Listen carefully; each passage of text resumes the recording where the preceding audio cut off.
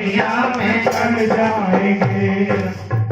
राम का नाम लेकर जो मर जाएंगे, राम का नाम लेकर जो मर जाएंगे, वो अमर नाम दुनिया में कर जाएंगे।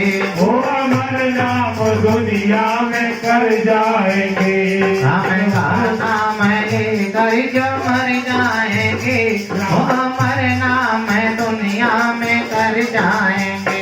राम का नाम लेकर जो मर जाएंगे, वो अमर नाम दुनिया में कर जाएंगे। ये न पूछोगे मर कर किधर जाएंगे,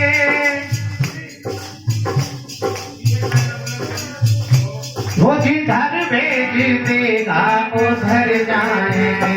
वो जिधर भेज देगा उधर जाएंगे। राम का नाम लेकर जो मर जाएंगे, वो अमर नाम दुनिया में कर जाएंगे। राम का नाम लेकर जो मर जाएंगे, वो अमर नाम दुनिया में कर जाएंगे। बोलो राम जी महाराज की। बिना संगीत के हमें कर जाएंगे। प्रेम करते हो जो तुम जीते हंसे। प्रेम करते हो जो तुम जीते। अच्छा एक बात बताओ, आदमी अपने शरीर से बड़ा प्रेम करता है ना। बड़ा वाला जो शीशा होता है ना, क्या कहते हैं उसे? ड्रेस। हाँ, ड्रेसिंग टेबल। बाप के सामने खाड़ो हो जाए तब देखो कितने मटके 2 घंटे लगा दे चमकने। अरे है कि नहीं बताओ? अपने शरीर से बड़ा प्रेम करता है। और एक बात सुनो, और राम के भजन के लिए कह दिया बेटा 10 मिनट भजन कर ले, तो 10 मिनट भजन नहीं कर सकता। और अपनी सुंदरता के लिए, अपनी सजावट के लिए घंटों घंटों बिता देगा। कि प्रेम करता है जो तू निजी दे हंसे, ये पुतला तुम्हारा पजर जाएगा। एक दिन क्या होगा, जिसपे शरीर पे घमंड करते हो ना, वो भी नष्ट हो जाएगा। प्रेम से बोलो जय जय श्री। इसलिए जो हमारा साथ देने वाला है उसी से प्रेम करो। अच्छा एक बात और है, आदमी मरने के बाद जिस पत्नी पे भरोसा करता है ना, उस वो पत्नी केवल जाती है मकान तक, साथ देती है। कहां तक साथ देती है? जोर से बोलो। मकान तक। नातेदार, रिश्तेदार, पड़ोसी साथ देवे शमशान तक। और हमारो छोरा, हमारो बेटा साथ देवे अग्नि दान तक। अब इससे आगे जो हमारा किया हुआ भजन है वही जाता है भगवान किसके साथ था? जो हमने भजन किया वो हमारा भगवान तक जाता है, अन्यथा कोई साथ देने वाला नहीं। इसलिए कहते हैं कि राम का नाम लेकर जो मर जाएगा, वो अमर नाम दुनिया में कर जाएगा। वो संसार में अपना नाम अमर कर जाता है। प्यारे, आज बताया जाता है भगवान शंकर अमरनाथ की गुफाओं में कथा सुना रहे थे, और पार्वती से कह रहे थे जब तक भूखड़ा नहीं भरेगी जब तक कथा नहीं सुनाएंगे। पार्वती भूखड़ा भर रही है, वहां देखा गया तो कोई नहीं था, लेकिन शंकर जी के आसन के नीचे एक तोते का बच्चा पड़ा रह गया, दिखाई नहीं दिया अंधेरे में। जैसे ही पार्वती हुकरा भर रही है, 1 दिन बीत गो, 2 दिन बीत गए, 3 दिन बीत गए, 4थे दिन पार्वती को नींद आ गई। अब नींद आ गई तो तोते ने सोचा कि कथा अधूरी न रह जाए, तो पार्वती की जगह उस तोते ने हुकरा भरना शुरू किया। और 7 दिन कथा हुई, और 7वें दिन भगवान शंकर ने पार्वती से पूछा, बताओ देवी कथा कैसी लगी?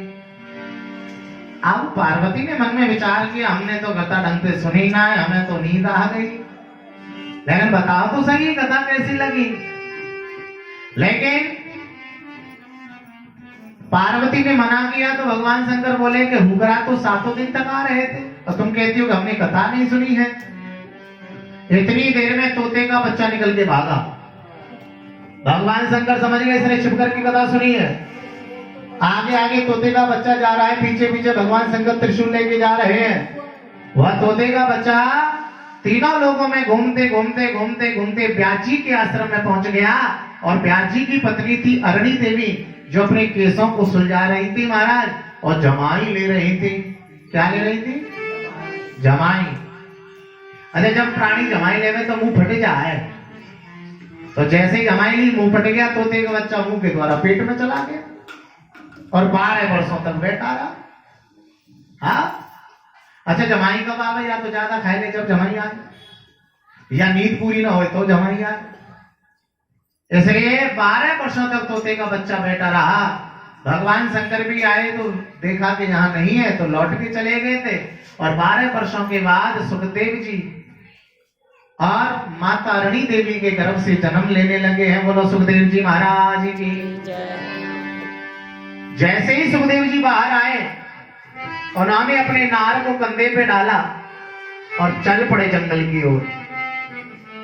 अब ये कैसा बालक है जिसने अपनी माँ का दूध नहीं पिया? भाई हर बच्चे का कर्म होता है कि वो अपनी माँ का दूध पीता है जन्म लेने के बाद, लेकिन सुखदेव जी ने अपनी माँ का दूध नहीं पिया। क्यों? अगर एक बार भी दूध पी लेते तो शायद फिर वो जंगल में नहीं जाते, क्योंकि माँ की ममता घेरे लेती। कि मोह सकल व्याधि में कर मोला, मोह सकल व्याधि में कर मोला, मोह सकल व्याधि में कर मोला, मोह सकल व्याधि में कर मोला। नाना सोला, जाने ऊपर है नाना सोला, नाना सोला। ये मोह अनेक बाधाओं की जड़ है भैया, अनेक बाधाओं की जड़। यहाँ शास्त्र कहता है किसी से मोह मत करो, किसी से आसक्ति मत लगाओ, नहीं तो वो संसार के बंधनों में ही पड़ा रहता है भैया। अब सुखदेव जी आगे आगे जा रहे हैं, वेद व्यास जी पीछे पीछे जा रहे हैं। अरणी देवी ने कहा मेरा पुत्र जा रहा है, रोको रोको रोको रोको।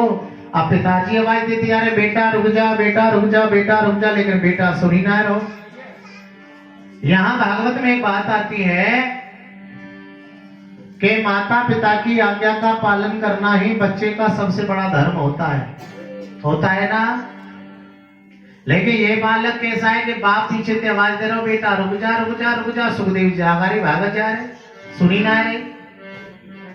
यहां शास्त्रिक बात और कहता है कि अगर हमें कोई पूजा पाठ करने से रोके,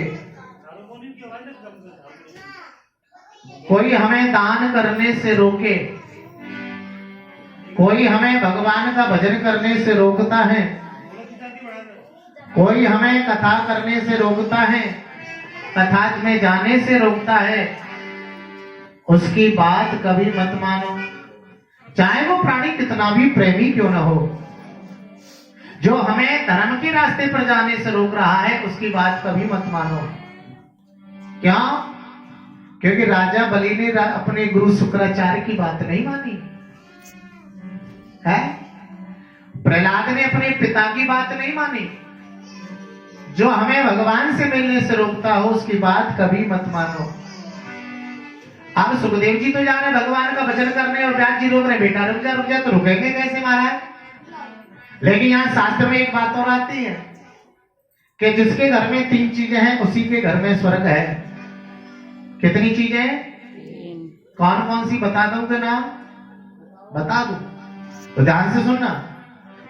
कि यश पुत्रो वसी भूतो भार्या छंदानुगामिनी और विभवो संतुष्ट तस्या स्वर्ग है वही। ना समझ में आई? यश पुत्रो वसी भूतो, जिस माता पिता के बस में रहने वाले बच्चे हैं, बेटा या बेटी, उसी का घर स्वर्ग है। और जाके बालक जवाब देने लग जाए, पिताजी कह रहे हैं बेटा ने मार्केट चलो जा, सब्जी ले आ, सामान ले आ, और बेटा अगर तुम नहीं जा सकते हो क्या, मुझसे ऑर्डर चला रहे हो। समझ लो उस घर में नरक है। पिताजी ने कहा मार्केट जाओ, तुरंत कह देना चाहिए ठीक है पिताजी अभी जाता हूं, जाना चाहिए अच्छे काम के लिए। लेकिन हाँ, अगर पिताजी कह रहे बेटा ठेका पे चलो जा, दारू को पपुआ लिया, तो मत जाओ, है तो मत जाओ। जो हमें अधर्म के रास्ते पर ढकेल हो उसकी बात कभी मत मानो, और जो अच्छी बात है उस बातों को मानिए। यही शास्त्र का सिद्धांत है भैया। यश पुत्र वसीभूतो भार्या छंदानुगामिनी, जिसकी पत्नी आज्ञाकारिणी है उसके घर में स्वर्ग है। लेकिन ताली एक हाथ से नहीं बजती है, ताली दोनों हाथों से बजती है। जब तुम राम बनोगे, राम के जैसा व्यवहार करोगे, तभी तुम्हारी पत्नी सीता बन के तुम्हारी सेवा करेगी, याद रखना। और तुम दारू पी के आए, शराब पी के आए, उल्टा सुल्टा आते ही है महाराज लड़ने लग गए, तो बताइए आज की पत्नी सेवा करेगी? वो फिर सीता नहीं रहेगी, फिर वो चंडिका बन जाएगी। हाँ, कालिका बन जाए, क्योंकि मैया के कई रूपों हैं, दुर्गा भी है, कालिका भी है, चंडिका भी है। तो महाराज अगर तुम राम बन सको तो ही सेवा करा सकते हो सीता बना करके, और तुम राम नहीं बनोगे तो तुम्हारी पत्नी फिर कभी सेवा करने वाली नहीं है। तो शास्त्र कहता है दोनों पति पत्नी एक मन के हो, जो भगवान की पूजा पाठ करें, भगवान की सेवा करें, एक दूसरे के अनुकूल हो, उसी का घर स्वर्ग बन जाता है। और तीसरी बात, यश पुत्र वसीभूतो भार्या छंदानुगामिनी विभवो संतुष्ट तस्य, जो अपने धन से संतुष्ट है। जैसा आजकल अपने धन से संतुष्ट नहीं आदमी, ये सोचेगा पड़ोसी को मुंह मिल जाए, फलाने को मुंह मिल जाए। लेकिन शास्त्र क्या कहता है कि आठम जथा लाभ संतोषा, आठम जथा लाभ संतोषा, सपने नहीं देखे पर दोषा, सपने नहीं देखे पर दोषा।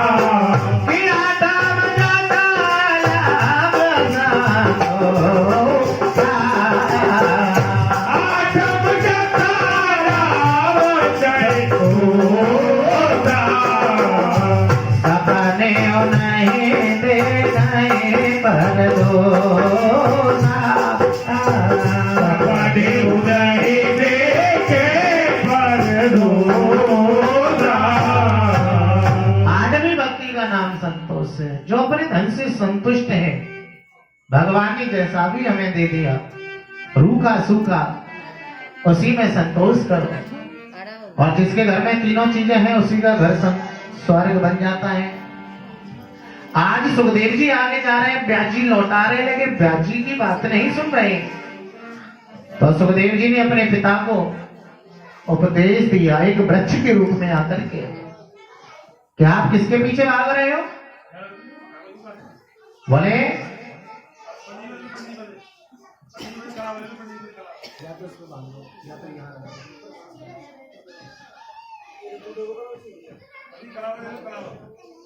बोलिए श्री सुखदेव जी महाराज की का पर देवना ना समझ में आई। जन्म लेने से पहले हमारा कोई नहीं था संसार में, और मरने के बाद भी हमारा कोई रहने वाला नहीं है। फिर काहे की हाय हाय हाय हाय करें। इसलिए शास्त्र कहता है, आज सुखदेव जी ने अपने पिता को समझाया, उधर मुंह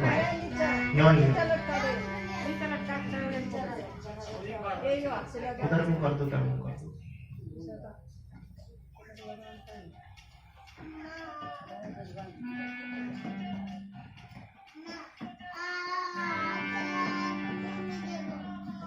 बोले सुखदेव जी महाराज की। आपने पूछा कि मेरा पुत्र लौट के नहीं आया? बोले नहीं, वो तो राम के भरोसे, कृष्ण के भरोसे चला गया। जो वस्तु हमें संसार में सबसे प्रिय हो उसको भगवान को अर्पण कर देने में ही भलाई है। और जो परमात्मा भरोसा करता है ना, भगवान उसके विश्वास को कभी तोड़ता नहीं है, टूटने नहीं देता। मीरा ने विश्वास किया, और जब मीरा ने विश्वास किया है तो बताया जाता है कि मीरा को राणा ने जहर दिया। मीरा तो विश्वास के साथ तो जहर को पी गई, लेकिन भगवान कृष्ण ने उसके जहर को अमृत बना दिया। याद रखना, विश्वास करना पड़ता है। आपको पता है ना, महाभारत की कथा सबने सुनी है, और महाभारत की कथा में पांडवों ने भगवान कृष्ण पे विश्वास किया। एक तरफ पांडव थे, एक तरफ कौरव थे। कौरवों की विशाल सेना थी और पांडव कुल 5 थे, लेकिन कौरवों की विशाल सेना में बड़े बड़े योद्धा थे, बड़े बड़े महारथी थे, बड़े बड़े महाराज पहलवान थे। लेकिन पांडवों के बीच क्या था?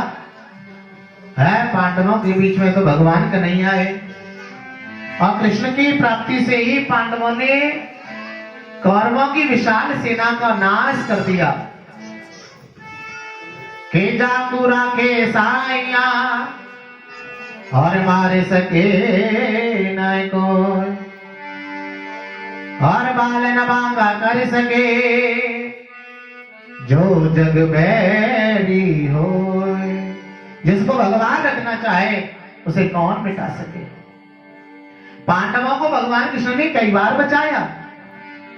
एक बार तो 5 पांडवों को भगवान ने बचा लिया, जिस अश्वत्थामा ने प्रतिज्ञा करी कि मैं सोते हुए पांडवों को मार दूंगा, और चला सोते हुए पांडवों को मारने। कौन? अश्वत्थामा। भगवान कृष्ण को पता चल गया। भगवान कन्हैया ने पांडवों को जगाया और ले गए,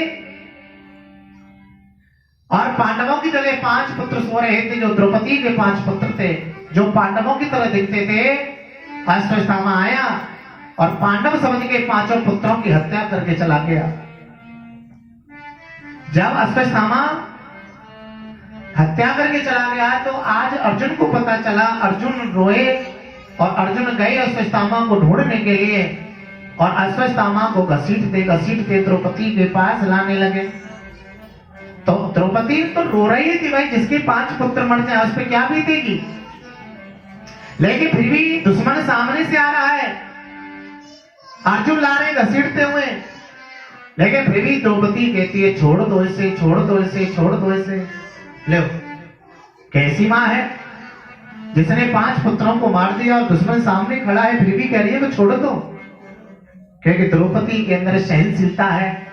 के छठ दमशील विरत बहुकर्मा, और निरत निरंतर सज्जन धर्मा। छठवीं भक्ति का नाम ही सज्जन है, धर्म है प्यारे। और छठवीं भक्ति के कारण द्रौपदी के अंदर सहनशीलता है, क्योंकि द्रौपदी जानती है कि पुत्र तो मर गए, लौट के नहीं आने वाले। अब ये गुरुपुत्र है, ब्राह्मण पुत्र है, ब्राह्मण को मारना अपराध होता है, ब्रह्म हत्या का दोष लगता है। और गुरुपुत्र है, द्रोणाचार्य का पुत्र है ना, तो गुरुपुत्र है, गुरुपुत्र को मारना भी अपराध है। अब द्रौपदी ने कह दिया छोड़ दो इसे, मारो मत। लेकिन पास में भीम खड़ा है। भीम ने कहा ओ अर्जुन, ये हत्यारा है, पापाचारी दुराचारी है, इसको छोड़ना मत। अब पत्नी कह रही है कि छोड़ दो, भाई कह रहा है कि मार दो। अब अर्जुन धर्म संकट में फंस गए। एक तरफ पत्नी है और एक तरफ भाई है। अगर भाई की बात मानते हैं तो पत्नी रूठती है, और पत्नी की बात मानते हैं तो भाई रूठता है। अच्छा एक बात बताओ, एक तरफ पत्नी हो, एक तरफ भाई हो, तो व्यक्ति किसकी बात मानेगा, भाई की या पत्नी की? जोर से बोलो। हाँ बोलो बोलो ना। हाँ आजकल तो पत्नी की मान है, भाई जाए भाड़ में। अरे हाँ सही सही कहा आपने, चाहे भाई जाए भाड़ में पत्नी की मानते हैं। लेकिन अर्जुन को देखिए, अर्जुन ने ना पत्नी की बात मानी ना भाई की बात मानी। भगवान कृष्ण खड़े थे, उनकी तरफ देखा और पूछा प्रभु क्या करें, है इसे मार दिया जाए या छोड़ दिया जाए? पत्नी कह रही है छोड़ दो, भाई कह रहा मार दो। कि मार दिया जाए या छोड़ दिया जाए, बोलो इसके साथ में क्या किया जाए। मार दिया जाए या छोड़ दिया जाए, बोलो इसके साथ में क्या किया जाए।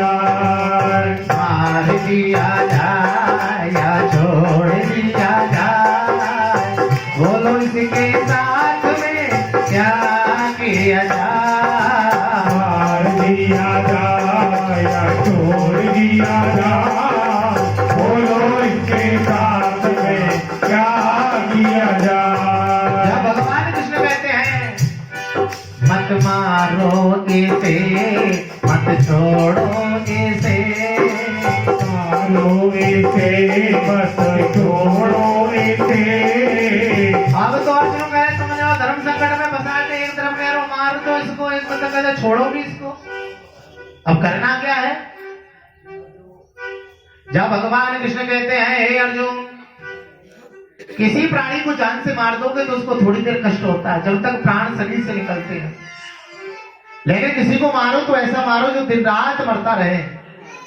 काऊ इज्जतदार आदमी की बेइज्जती है जाए तो बेचारा घुट-घुट की जीव है, घुट-घुट के मरे, न घर के बाहर जा सके, न मुंह दिखाए सके, न काऊ के सामने बोल सके। अच्छा बताओ, काऊ की बेइज्जती है जाए तो? भगवान कन्हैया ने कही या ऐसा मार जो दिन रात मरता रहे।